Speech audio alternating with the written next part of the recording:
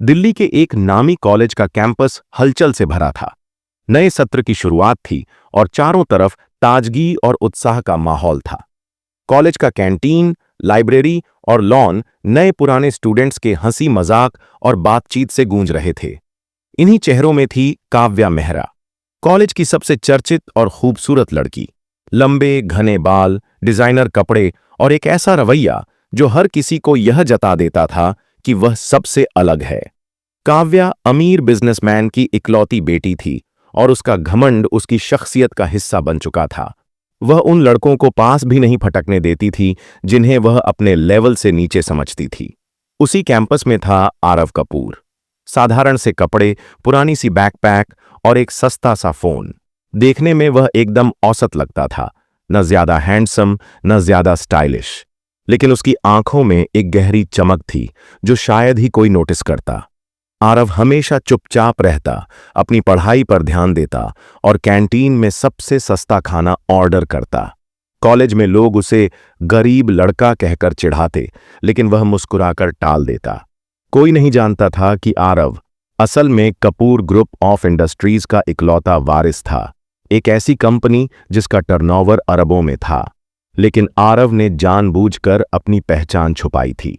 वह कॉलेज में एक सामान्य लड़के की तरह रहना चाहता था, ताकि लोग उसे उसकी असलियत के लिए नहीं बल्कि उसके व्यक्तित्व के लिए जाने। एक दिन लाइब्रेरी में काव्या अपनी सहेलियों के साथ बैठी थी।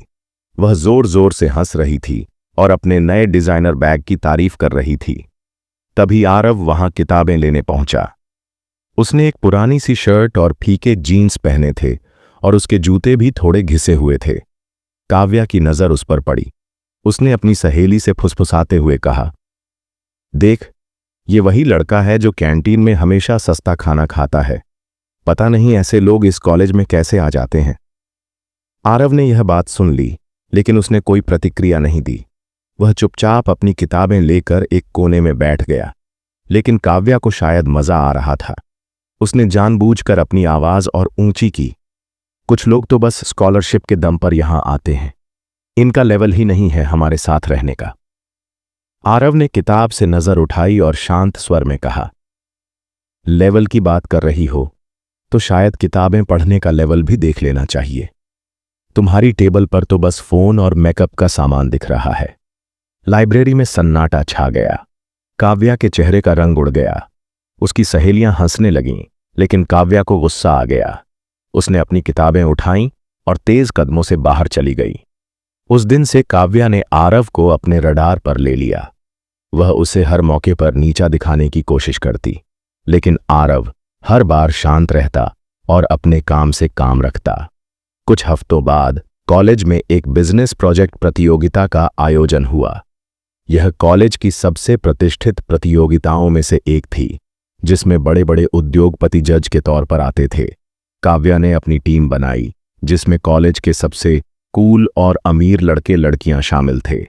लेकिन प्रोफेसर ने जानबूझकर हर ग्रुप में एक रैंडम मेंबर जोड़ा और काव्या की बदकिस्मती से उसकी टीम में आरव आ गया। ये क्या मजाक है? काव्या ने प्रोफेसर से शिकायत की। ये लड़का तो हमारे ग्रुप में फिट ही नहीं होता। प्रोफेसर ने शांत स्वर में कहा, काव्या, यह प्रोजेक्ट टैलेंट और मेहनत का है, कपड़ों और स्टेटस का नहीं। आरव को मौका दो, शायद तुम्हें आश्चर्य हो। काव्या ने नाक भौं सिकोड़ी, लेकिन उसे मानना पड़ा।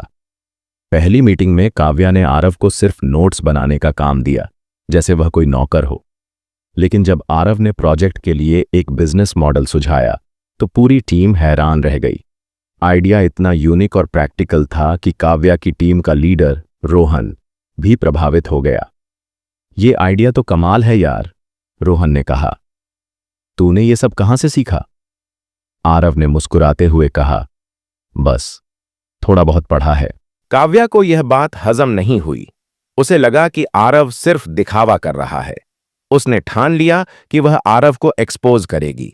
उसने अपने पिता के बिजनेस कनेक्शंस का इस्तेमाल करके प्रोजेक्ट के लिए कुछ डेटा और रिसोर्सेज जुटाए और पूरी टीम को यह जताने की कोशिश की कि यह उसकी मेहनत का नतीजा है। लेकिन जब प्रोजेक्ट प्रेजेंटेशन का दिन आया तो काव्या का सारा घमंड धूल में मिल गया। प्रेजेंटेशन के दिन जजों में एक शख्स था, विक्रम कपूर, कपूर ग्रुप का सीईओ और आरव का पिता। काव्या ने अपनी पूरी कोशिश की थी कि वह जजों को इम्प्रेस करे। उसने प्रेजेंटेशन में सारी क्रेडिट खुद लेने की कोशिश की, लेकिन जब जजों ने डिटेल में सवाल पूछे तो वह हकलाने लगी। तभी आरव ने आगे बढ़कर सवालों के जवाब दिए। उसकी बातों में इतना आत्मविश्वास और गहराई थी कि जज हैरान रह गए। विक्रम कपूर ने मुस्कुराते हुए कहा, इस लड़के को बिजनेस की गहरी समझ है। ऐसा टैलेंट बहुत कम देखने को मिलता है। प्रेजेंटेशन के बाद विक्रम ने आरव को बुलाया। काव्या और बाकी टीम भी वहां थी।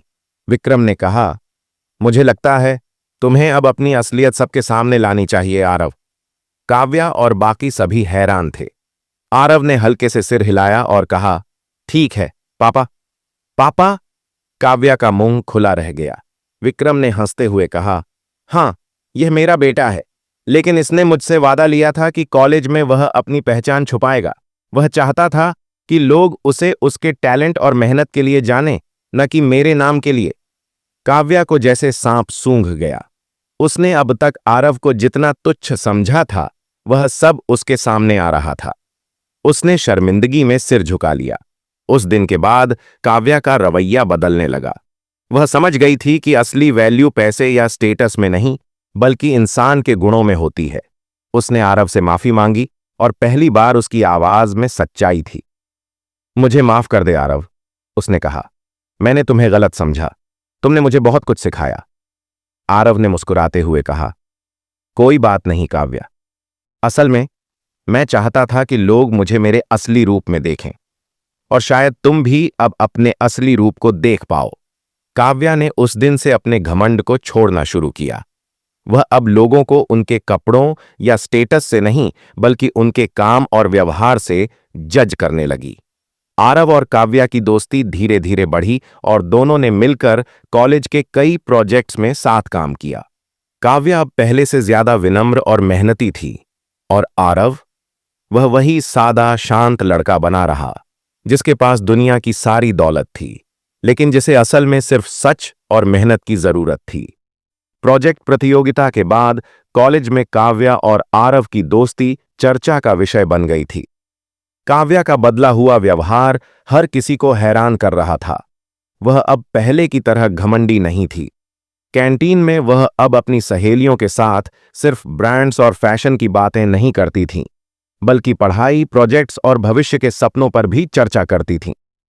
आरव के साथ उसकी दोस्ती ने उसे न सिर्फ विनम्र बनाया, बल्कि यह भी सिखाया कि असल कामयाबी मेहनत और इंसानियत से मिलती है। आरव ने भी काव्या के इस बदलाव को नोटिस किया। वह जानता था कि काव्या का घमंड उसकी परवरिश और आसपास के माहौल का नतीजा था। अब जब वह बदल रही थी, तो आरव ने उसे और प्रोत्साहित करने का फैसला किया। एक दिन कॉलेज के लॉन में दोनों साथ बैठे थे। काव्या ने हिचकिचाते हुए कहा, आरव, मैंने तुम्हें बहुत गलत समझा। तुमने न सिर्फ मुझे मेरी गलती दिखाई, बल्कि मुझे बेहतर इंसान बनने का मौका भी दिया। मैं तुम्हारी तरह बनना चाहती हूं, जो अपनी मेहनत और सच से अपनी पहचान बनाए। आरव ने हल्के से मुस्कुराते हुए कहा, काव्या, तुम पहले से ही बेहतर हो। बस तुम्हें अपने अंदर की अच्छाई को बाहर लाने की जरूरत थी। और वैसे भी मैं कोई परफेक्ट इंसान नहीं हूं। मैंने भी बहुत कुछ सीखा है तुमसे, जैसे कि हिम्मत करना, अपनी गलतियों को स्वीकार करना। काव्या की आंखों में एक नई चमक थी। उसने कहा, मैं अपने पापा के बिजनेस में सिर्फ उनका नाम इस्तेमाल करने के लिए नहीं जाना चाहती। मैं कुछ ऐसा करना चाहती हूं जो मेरा अपना हो। कॉलेज के आखिरी साल में काव्या और आरव ने मिलकर एक स्टार्टअप आइडिया पर काम शुरू किया। यह एक ऐसा ऐप था जो छोटे शहरों के स्टूडेंट्स को बड़े कॉलेजों की पढ़ाई और स्कॉलरशिप्स की जानकारी देता था। काव्या ने अपने पिता के कनेक्शंस का इस्तेमाल फंडिंग के लिए किया, लेकिन इस बार उसने यह सुनिश्चित किया कि वह सिर्फ अपने आइडिया और मेहनत के दम पर आगे बढ़े। आरव ने तकनीकी और बिजनेस स्ट्रेटजी में उसका साथ दिया। दोनों की जोड़ी कॉलेज में मिसाल बन गई। ग्रेजुएशन के दिन जब काव्या को अपने स्टार्टअप के लिए कॉलेज का बेस्ट इनोवेशन अवार्ड मिला, तो उसने स्टेज पर कुछ ऐसा कहा जो हर किसी को हैरान कर गया। यह अवार्ड सिर्फ मेरा नहीं, बल्कि उस इंसान का भी है जिसने मुझे सिखाया कि असली कामयाबी पैसे या स्टेटस से नहीं, बल्कि मेहनत और सच से मिलती है। आरव, तुम्हारे बिना मैं यहां नहीं होती। हॉल में तालियों की गड़गड़ाहट गूंज उठी। आरव, जो हमेशा की तरह पीछे की पंक्ति में चुपचाप बैठा था, ने सिर्फ मुस्कुराकर सिर हिलाया। उसे क्रेडिट की जरूरत नहीं थी। उसे खुशी थी कि उसने न सिर्फ काव्या को बदला, बल्कि एक ऐसी दोस्ती बनाई जो जिंदगी भर साथ निभाने वाली थी। कुछ साल बाद काव्या और आरव का स्टार्टअप देश के सबसे सफल एजुकेशनल प्लेटफॉर्म्स में से एक बन चुका था। काव्या अब एक आत्मविश्वास से भरी, मेहनती और विनम्र उद्यमी थी, जिसे लोग उसके काम के लिए जानते थे, न कि उसके पिता के नाम के लिए। आरव ने अपने पिता की कंपनी ज्वाइन कर ली थी, लेकिन वह अब भी वही सादा इंसान था जो सस्ते कपड़ों में कॉलेज में घूमता था। एक दिन दोनों दिल्ली के एक पुराने कॉफी शॉप में मिले, जहां वे कॉलेज के दिनों में अक्सर बैठा करते थे। काव्या ने हंसते हुए कहा, याद है मैं तुम्हें कितना तुच्छ समझती थी, और आज देख, हम दोनों एक दूसरे के बिना अधूरे हैं। आरव ने अपनी कॉफी का घूंट लेते हुए कहा, काव्या, जिंदगी का मजा ही यही है। लोग बदलते हैं, सपने बदलते हैं, लेकिन जो सच के साथ चलते हैं वे हमेशा जीतते हैं। कहानी यहीं खत्म होती है, लेकिन काव्या और आरव की दोस्ती और उनके सपनों की उड़ान ने न जाने कितने लोगों को प्रेरित किया। काव्या ने न सिर्फ अपना घमंड खोया, बल्कि एक ऐसी पहचान बनाई जो उसकी अपनी थी। और आरव, वह हमेशा वही रहा, एक अमीर लड़का जो अपने दिल और मेहनत से दुनिया जीत लेता था।